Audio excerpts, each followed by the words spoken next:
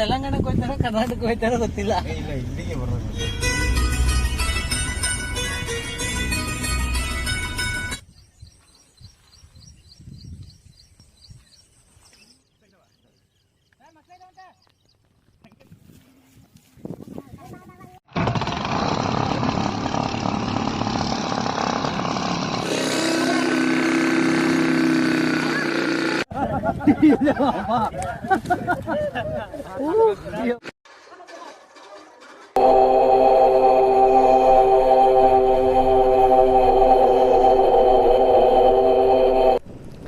ಪ್ರೀತಿಯ ವೀಕ್ಷಕರೇ, ಕೃಷ್ಣೆ ನದಿಯಲ್ಲಿ ಎಲ್ಲ ಒಡೆಯರ ಒಡೆಯ ಭಗವಾನ್ ಶ್ರೀ ಮಹಾವಿಷ್ಣುವಿನ ಎರಡನೇ ಅವತಾರವಾದಂತಹ ಕೂರ್ಮಾವತಾರದ ಕೂರ್ಮಾಕಾರದಲ್ಲಿ ಒಂದು ದ್ವೀಪ ಇದೆ ಅಂದರೆ ನೀವು ನಂಬ್ತೀರಾ?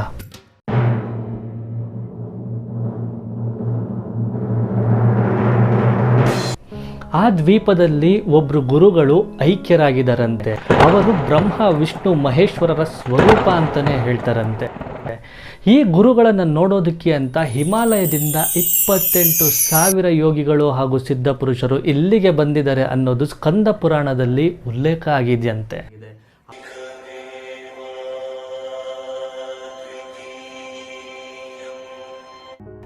ಹಾಗಾದರೆ ಆ ಕೂರ್ಮಾಕಾರದ ದ್ವೀಪ ಇರೋದಾದರೂ ಎಲ್ಲಿ?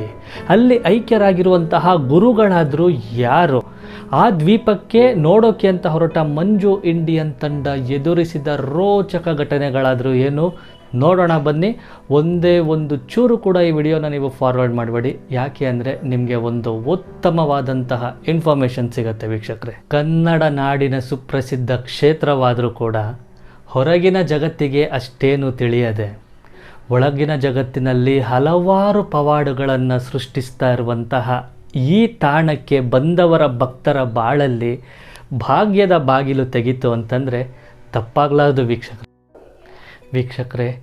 ಗುರುಗಳಾಗೇ ಗುರುಗಳಾದಂತಹ ಗುರು ಅಂದರೆ ಅದು ಗುರು ದತ್ತಾತ್ರೇಯರು.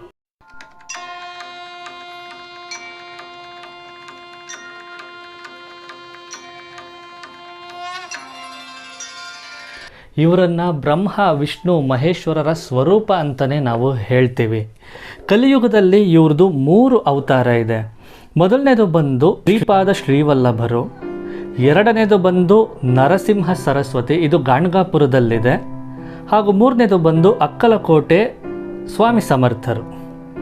ಇದರಲ್ಲಿ ಮೊದಲನೇ ಅವತಾರವಾದಂತಹ ಶ್ರೀಪಾದ ಶ್ರೀವಲ್ಲಭರು, ಇವರಿಗೆ ಸಂಬಂಧಿಸಿದಂತಹ ಪುಣ್ಯಕ್ಷೇತ್ರನೇ ಕುರುವಾಪುರ. ಇದು ಕರ್ನಾಟಕದ ರಾಯಚೂರು ಜಿಲ್ಲೆಯಿಂದ 25 ಕಿಲೋಮೀಟರ್ ದೂರದಲ್ಲಿ ಕೃಷ್ಣಾ ನದಿಯಿಂದ ಸುತ್ತುವರೆದಿರುವಂತಹ ಒಂದು ಸುಂದರವಾದಂತಹ ದ್ವೀಪ ವೀಕ್ಷಕರೇ. ಈ ಕ್ಷೇತ್ರವು ಆಮೆಯಾಕಾರದ ದ್ವೀಪದ ಮಧ್ಯಭಾಗದಲ್ಲಿರೋದ್ರಿಂದ ಈ ಕ್ಷೇತ್ರವನ್ನು ಕೂರ್ಮಾಪುರ, ಕುರುಗಡ್ಡೆ, ಕುರುವಾಪುರ ಅನ್ನೋ ನಾನಾ ಹೆಸರುಗಳಿಂದ ಕರೀತಾರೆ.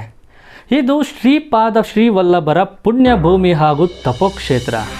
ಶ್ರೀಪಾದ ಶ್ರೀವಲ್ಲಭರು 1320ರಲ್ಲಿ ಆಂಧ್ರ ಪ್ರದೇಶದ ಪಿತಾಪುರ ಅನ್ನೋ ಒಂದು ಗ್ರಾಮದಲ್ಲಿ ಜನಿಸಿರ್ತಾರೆ. ವೀಕ್ಷಕರೇ, ಇವರು ಜನಿಸಿದಾಗ ಇವರ ಪಾದಗಳಲ್ಲಿ ಶಂಖ ಹಾಗೂ ಚಕ್ರದ ಗುರುತುಗಳಿರೋ ಕಾರಣ ಇವರ ತಂದೆ ತಾಯಿ ಇವರಿಗೆ ಶ್ರೀಪಾದ ಶ್ರೀವಲ್ಲಭರು ಅಂತ ನಾಮಕರಣವನ್ನು ಮಾಡ್ತಾರೆ.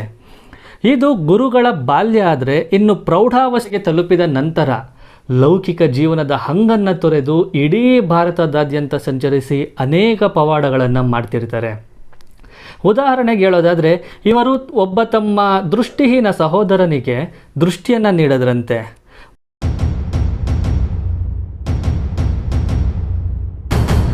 ಮತ್ತೊಬ್ಬ ಕಾಲಿಲ್ಲದ ಸಹೋದರನಿಗೆ ಕಾಲನ್ನು ಕರುಣಿಸಿದ್ರಂತೆ.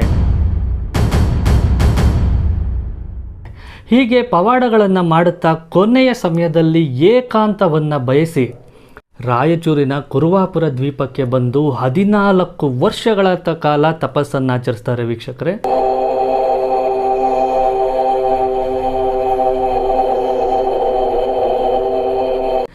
ತಪಸ್ಸನ್ನಾಚರಿಸುವಾಗ ಹಲವಾರು ಭಕ್ತರ ಕಷ್ಟಗಳನ್ನು ದೂರ ಮಾಡ್ತಾ, ಅವರ ಜೀವನದಲ್ಲಿ ಪವಾಡಗಳನ್ನು ಮಾಡ್ತಾ, ಅವರ ಬಾಳಲ್ಲಿ ದಾರಿದೀಪವಾಗಿ ಕೊನೆಗೆ ಇದೇ ಕೃಷ್ಣಾ ನದಿಯಲ್ಲಿ ಜಲಸಮಾಧಿ ಆಗ್ತಾರೆ ಅಂತ ಸ್ಥಳ ಪುರಾಣ ಹೇಳುತ್ತೆ. ಹಾಗೆ ವೀಕ್ಷಕರೇ, ಗುರುಗಳಾದ ಶ್ರೀಪಾದ ಶ್ರೀವಲ್ಲಭರ ಬಳಿ ಹಿಮಾಲಯದಿಂದ 28,000 ಯೋಗಿಗಳು ಹಾಗೂ ಸಿದ್ಧ ಪುರುಷರು ಗುರುಗಳನ್ನ ನೋಡೋದಕ್ಕೆ ಅಂತ ಬರ್ತಾರಂತೆ. ಆಗ ಗುರುಗಳು ಅವರಿಗೆ ಗುರು ದತ್ತಾತ್ರೇಯರ ರೂಪದಲ್ಲಿ ದರ್ಶನವನ್ನು ನೀಡಿದರು ಅಂತ ಸ್ಥಳ ಪುರಾಣ ಹೇಳುತ್ತೆ.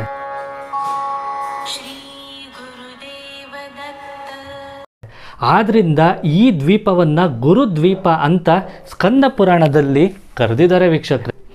ಅಲ್ಲದೆ ಕುರುವಾಪುರದಲ್ಲಿ ಶ್ರೀಪಾದ ಶ್ರೀವಲ್ಲಭರಿಗೆ ಸಂಬಂಧಿಸಿದ 2 ಸ್ಥಳಗಳಲ್ಲಿ ಮೊದಲನೇದು ಬಂದು 1000 ವರ್ಷದಷ್ಟು ಹಳೆಯದಾದ ಬೃಹತ್ ಆಲದ ಮರ. ಈ ಮರದ ಕೆಳಗೆ ಶ್ರೀಪಾದ ಶ್ರೀವಲ್ಲಭರು ವಿಶ್ರಾಂತಿಯನ್ನು ತಗೊಳ್ತಾ ಇದ್ರಂತೆ.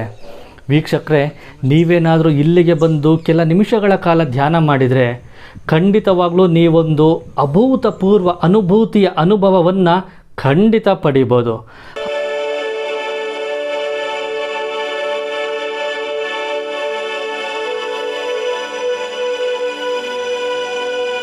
ಹಾಗೂ ಇನ್ನೊಂದು ಸ್ಥಳ ಅಂದರೆ ಶ್ರೀಗಳು ತಪಸ್ಸನ್ನಾಚರಿಸಿದ್ದಂತಹ ಒಂದು ಗುಹೆ.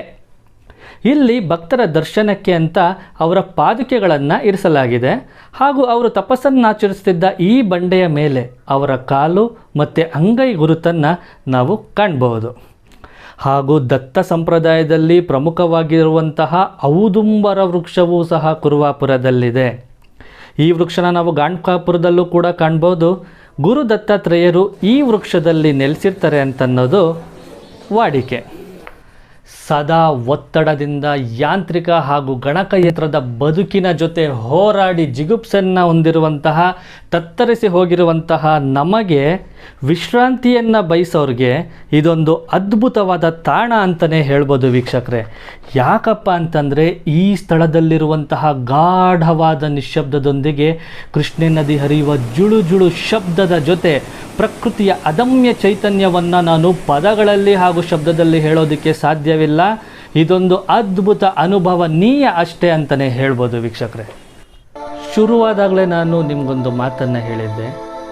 ಇದು ಹೊರ ಜಗತ್ತಿಗೆ ಕಾಣದೆ ಒಳ ಜಗತ್ತಿನಲ್ಲೇ ಅನೇಕ ಪವಾಡಗಳನ್ನು ಸೃಷ್ಟಿಸ್ತಾ ಇರುವಂತಹ ಒಂದು ತಾಣ ಅಂತ ಅಂದ್ಬಿಟ್ಟು.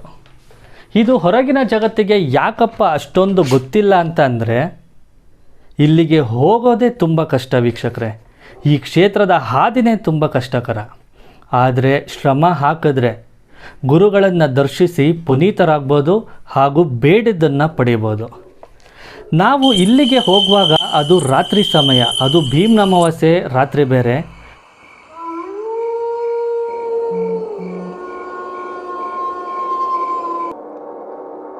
ರಸ್ತೆಗಳ ಗುಣಮಟ್ಟ ತೀರಾ ಕಡಿಮೆ ಹಾಗೂ ಅಧೋಗತಿಯಲ್ಲಿರುತ್ತೆ. ಅದರಲ್ಲೂ ರಾಯಚೂರಿಂದ 25 ಕಿಲೋಮೀಟರ್ ದೂರ ಹೋಗುವಾಗಲಂತೂ ನಮಗೆ ತುಂಬ ಅಂದರೆ ತುಂಬಾ ಕಷ್ಟ ಆಗುತ್ತೆ ವೀಕ್ಷಕರೇ. ಯಾಕಂದರೆ ಆ ಸಮಯದಲ್ಲಿ ಸೋನೆ ಮಳೆ ಬೇರೆ ಬೀಳ್ತಾ ಇತ್ತು.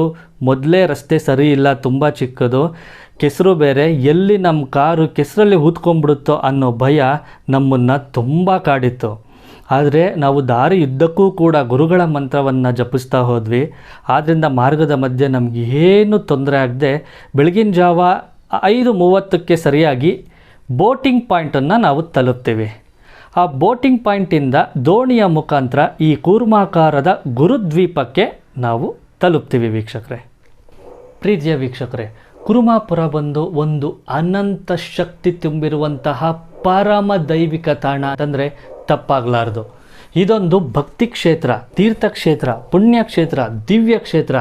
ಆದ್ದರಿಂದ ಇಲ್ಲಿಗೇನಾದರೂ ನೀವು ಬಂದು ಗುರುಗಳ ದರ್ಶನವನ್ನು ಮಾಡಿದರೆ ನಿಮಗೆ ಪರಮ ಸುಖದ ಒಂದು ಅದ್ಭುತ ಶಾಂತಿ ಸಿಗೋದಂತೂ ಖಂಡಿತ ವೀಕ್ಷಕರೇ. ಗುರುಚರಿತ್ರೆಯ ಪ್ರಕಾರ ಕುರುವಾಪುರಕ್ಕೆ ಭೇಟಿ ನೀಡುವ ಜನರು ತಮ್ಮ ಎಲ್ಲ ಕಷ್ಟದಿಂದ ಮುಕ್ತರಾಗಿ ಆರೋಗ್ಯವಂತ ಹಾಗೂ ಸಮೃದ್ಧಿಯ ಜೀವನ ಸಿಗುತ್ತೆ ಅಂತ ಹೇಳಿದ್ದಾರೆ. ಇದಕ್ಕಿಂತ ಒಬ್ಬ ಮನುಷ್ಯನಿಗೆ ಹೆಚ್ಚಾಗಿ ಇನ್ನೇನು ಬೇಕಿದೆ ಅಲ್ವಾ? ಸೊ ಅಲ್ಲದೆ ಗುರು ದತ್ತಾತ್ರೇಯನ ನಂಬಿದರೆ ಬದುಕಿನ ಭವಬಂಧಗಳು ದೂರವಾದಂತೆ ಅಂತ ಹಿರಿಯರು ಹೇಳಿದ್ದಾರೆ. ಆದ್ದರಿಂದ ವೀಕ್ಷಕರೇ, ನೀವೆಲ್ಲರೂ ಕೂಡ ಬಿಡುವಾದಾಗ ಈ ಒಂದು ತಾಣಕ್ಕೆ ಬಂದು ಗುರುಗಳ ದರ್ಶನವನ್ನು ಮಾಡಿ ಪುನೀತರಾಗಿ ಅಂತ ಕೇಳ್ಕೊಳ್ತಾ ಈ ಒಂದು ಸಂಚಿಕೆಯನ್ನು ಮುಗಿಸ್ತಾ ಇದ್ದೀನಿ. ನಮಸ್ಕಾರ. ದಿಗಂಬರ ದಿಗಂಬರ ಶ್ರೀಪಾದ ವಲ್ಲಭ ದಿಗಂಬರ. ಜೈ ಗುರುದೇವ ದತ್ತ.